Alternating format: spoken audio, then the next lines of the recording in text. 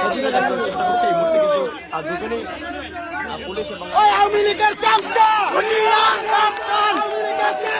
হুঁশিয়ার সাবধান, হুঁশিয়ার সাবধান, হুঁশিয়ার দুজনকে দেখানোর চেষ্টা করি। দুজনকে কিন্তু এই মুহূর্তে শৃঙ্খলা বাহিনীর সদস্যরা কিন্তু নিয়ে যাচ্ছেন এবং আমরা আপনাদেরকে এই মুহূর্তে সরাসরি দেখানোর চেষ্টা করছি যে এই মুহূর্তে কিন্তু দুজনকে কিন্তু আইন শৃঙ্খলা বাহিনীর সদস্যরা কিন্তু নিয়ে যাচ্ছেন। আমরা আপনাদেরকে দেখাচ্ছিলাম যে তিনি কিন্তু ধানমন্ডি 32-এর সামনে কিন্তু এসেছিলেন এবং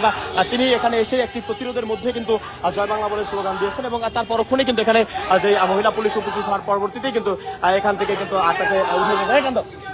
এখান থেকে কিন্তু তুলে নিয়ে যাওয়া হচ্ছে। এখানে আমরা আপনাদেরকে